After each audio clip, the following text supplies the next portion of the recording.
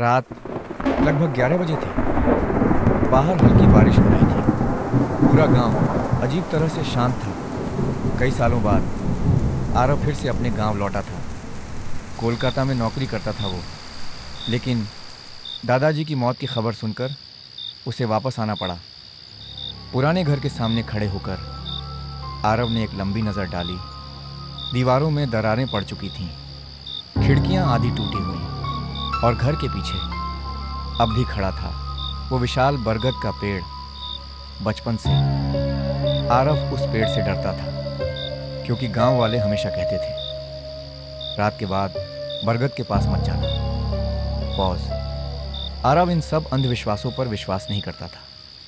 वो हल्का सा हंसा और घर के अंदर चला गया। घर के अंदर सिर्फ एक केरोसिन लैंप जल रहा था, पीली रोशनी, और चारों तरफ अंधेरा। तभी उसके काका सामने आए। धीमी आवाज में बोले, कल सुबह क्रिया है, जल्दी सो जा। आरव ने बस सिर हिला दिया। रात धीरे धीरे और गहरी होती गई। बाहर बारिश की आवाज, दूर कहीं कुत्तों के भौंकने की आवाज, और बीच बीच में पुराने घर की लकड़ियों का चरमराना। पॉज। फिर अचानक धक, धक, धक, किसी ने खिड़की पर दस्तक दी। आरव एकदम से उठ बैठा। उसका दिल तेज धड़कने लगा। उसने खिड़की की तरफ देखा, लेकिन बाहर कोई नहीं था। उसने गहरी सांस ली और खुद से बोला, शायद हवा होगी। वो वापस लेट गया, लेकिन कुछ सेकंड बाद ही एक बहुत धीमी आवाज़ सुनाई दी, आरव। Long pause.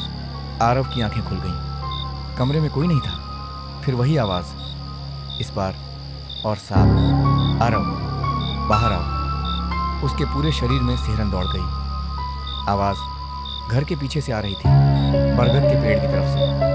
आरव धीरे धीरे बिस्तर से उठा। उसने दरवाज़ा खोला।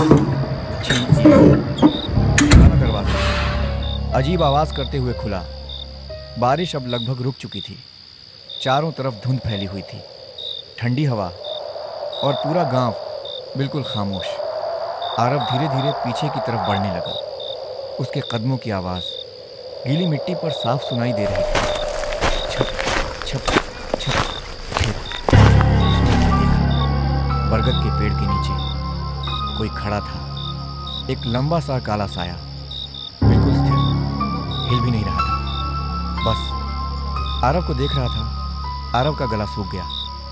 उसने कांपती आवाज में पूछा, कौन है वहां?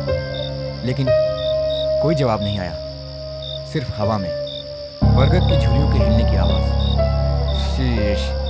आरव ने हिम्मत करके एक कदम आगे बढ़ाया। तभी उसके फोन में नोटिफिकेशन आया। इतनी रात को कांपते हाथों से उसने फोन निकाला। स्क्रीन पर लिखा था, अननोन नंबर। उसने मैसेज खोला और वहां सिर्फ एक लाइन लिखी थी, विस्पर टोन, वो अभी भी वहीं है। आरव का दिल जैसे रुक गया। उसने धीरे धीरे सिर उठाया और वापस बरगद की तरफ देखा, लेकिन इस बार वहां कोई नहीं था। सिर्फ वो बरगद का पेड़ और उसकी हवा में हिलती हुई लंबी झुर्रियां। अचानक उसके पीछे से एक धीमी फुसफुसाहट सुनाई दी, वेरी सॉफ्ट विस्पर, आरव। उसकी सांसें रुक गईं, क्योंकि ये आवाज़ अब पेड़ की तरफ से नहीं, बल्कि ठीक उसके पीछे से आ रही थी।